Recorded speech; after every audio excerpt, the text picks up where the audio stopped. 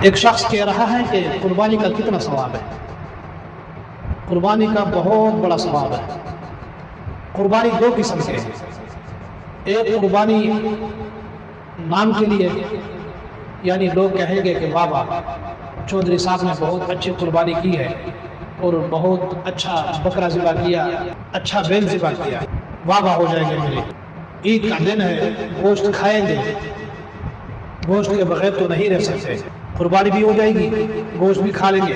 ایک یہ قربانی ہے۔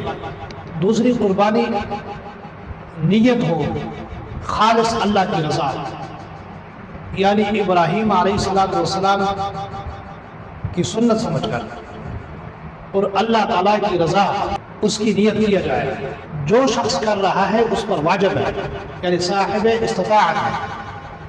تو اگر یہ شخص کہے کہ مجھ پر واجب ہے، اللہ پاک نے مجھ پر واجب کیا ہے اور میں نے اللہ کی رضا کے لیے یہ عمل کرنا ہے، خالص اللہ کی رضا کے لیے کر رہا ہے، تو اس کا بہت بڑا اجر ہے۔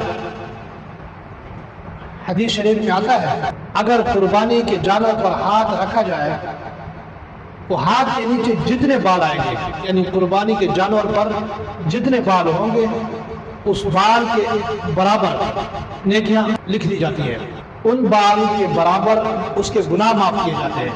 اللہ رب العزت اس کا اجر خود دیتے ہیں۔ اور آپ اگر قربانی کا جانور خریدنے کے لیے جاتے ہیں منڈی، آپ کی خالص نیت ہے قربانی کرنے کی، جتنے جانوروں پر آپ نے ہاتھ رکھا ہے اس پر جتنے بال ہوں گے اللہ پاک آپ کو اجر عظیم عطا فرمائیں گے، اتنا ہی اجر، اتنی ہی نیکی آپ کے نامہ اعمال میں لکھی جاتی ہے۔ اتنا بڑا ثواب ہے قربانی کرنے کا، خالص نیت ہو اور اس میں آپ نے خالص اللہ کی رضا کے لیے قربانی کرنی ہے، برائے نام کمانے کے لیے، نام بڑھانے کے لیے قربانی نہیں کرنی۔ یہ آپ نے بہت خیال کرنا ہے، اللہ پاک بہت بڑا اجر دے گے۔